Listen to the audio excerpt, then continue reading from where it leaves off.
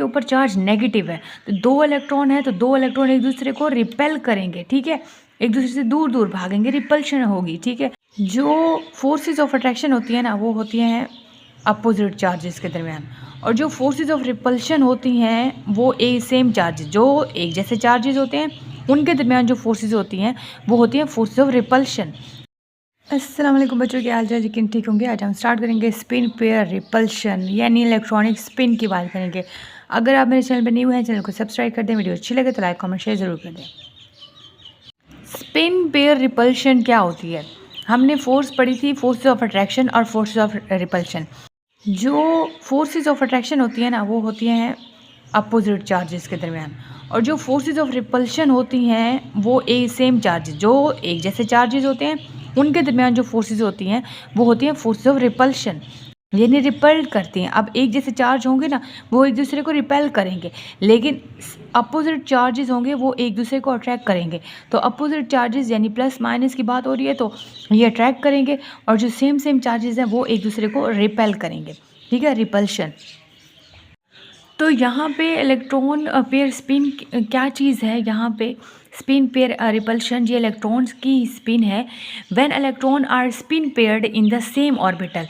अब अगर electron pair की फॉर्म में है, ठीक है, ऑर्बिटल्स के अंदर इलेक्ट्रॉन होते हैं, ठीक है, और अगर वो पेयर की फॉर्म में है, ठीक है, तो इनके दरमियान रिपल्शन होगी, क्योंकि इलेक्ट्रॉन के ऊपर चार्ज नेगेटिव है, तो दो इलेक्ट्रॉन है तो दो इलेक्ट्रॉन एक दूसरे को रिपेल करेंगे, ठीक है, एक दूसरे से दूर दूर भागेंगे, रिपल्शन होगी, ठीक है। तो अगर तो इलेक्ट्रॉन एक ऑर्बिटल में है, पेयर की फॉर्म में है, तो फोर्स ऑफ रिपल्शन ज़्यादा होगी, इन दोनों के दरमियान रिपल्शन होगी। अगर एक ऑर्बिटल में इलेक्ट्रॉन पेयर की फॉर्म में है तो इन दोनों के दरमियान रिपल्शन होगी, और आयनाइजेशन एनर्जी यहाँ पे कम यूज़ होगी। क्यों कम यूज़ होगी? क्योंकि फोर्स ऑफ रिपल्शन है इनके अंदर है, तो इलेक्ट्रॉन निकालना बहुत आसान है, तो आयनाइजेशन एनर्जी कम होगी एज़ कम्पेयर टू जहाँ पे इलेक्ट्रॉन है ही एक।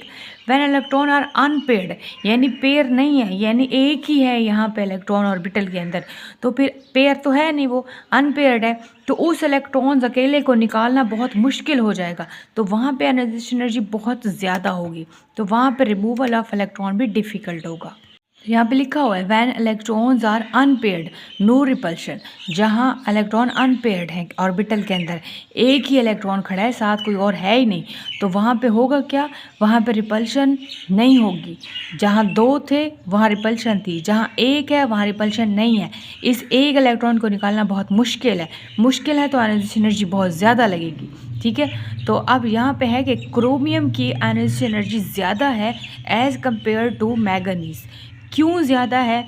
वही बात है कि इसके ऑर्बिटल में एक इलेक्ट्रॉन है, वन अनपेयर इलेक्ट्रॉन है, तो एक इलेक्ट्रॉन को रिमूव करना बहुत ज़्यादा मुश्किल होता है और बहुत ज़्यादा एनर्जी चाहिए होती है।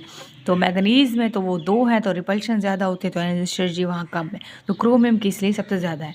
तो आज हमने स्पिन पर रिपल्शन पढ़ी है, अब हम इसके ट्रेंड्स पढ़ेंगे। तो ट्रेंड्स देखें आयनाइजेशन एनर्जी के, तो आयनाइजेशन एनर्जी ग्रुप में down the group, top to bottom, down the group, ठीक है, आयनाइजेशन एनर्जी डिक्रीज़ होगी। क्यों डिक्रीज़ होगी? क्योंकि एटम का साइज़ बढ़ता है। जब एटम का साइज़ बढ़ता है तो शील्डिंग इफेक्ट बढ़ता है, शील्डिंग इफेक्ट बढ़ता है तो न्यूक्लियर चार्ज डिक्रीज़ होता है। जैसे जैसे बड़ा एटम होता जाएगा तो इसके अंदर क्या होगा? नंबर ऑफ़ शेल्स इंक्रीज़ होते जाएंगे। जैसे जितना बड़ा एटम होगा तो वो आखिरी शेल तक इलेक्ट्रॉन का होल्ड, इलेक्ट्रॉन की अट्रैक्शन कम होती जाएगी, वो आखिरी शेल तक इलेक्ट्रॉन को पकड़ ही नहीं सकेगा, उस तक उसकी अट्रैक्शन, उसकी फोर्स जा ही नहीं सकेगी, तो न्यूक्लियर चार्ज डिक्रीज़ होगा जैसे जैसे इलेक्ट्रॉन्स बढ़ता जाएगा। इतना बड़ा एटम है, तो ये बड़ा है न्यूक्लियस और ये बड़ा एटम है, ठीक है।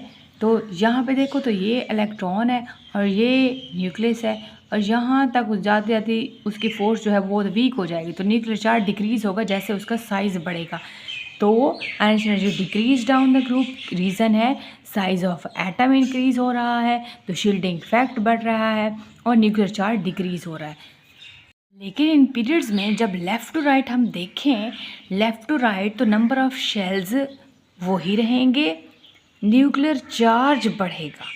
अब देखो साइज़ छोटा होगा, तो जितना साइज़ छोटा होगा तो इलेक्ट्रॉन के ऊपर न्यूक्लियस की फ़ोर्स ज़्यादा होगी। साइज़ छोटा है, न्यूक्लियर की फ़ोर्स ज़्यादा है, न्यूक्लियर इलेक्ट्रॉन को न्यूक्लियस अपनी तरफ खींच के रखेगा। जब खींच के रखेगा न्यूक्लियर चार्ज इंक्रीज़ होगा, नंबर ऑफ़ शेल्स वही रहेंगे, तो आयनाइजेशन इंक्रीज़ होगी, आयनाइजेशन एनर्जी ज़्यादा लगेगी इलेक्ट्रॉन्स को निकालने के लिए, क्योंकि इलेक्ट्रॉन्स को न्यूक्लियस ने ज़ोर से पकड़ रखा है।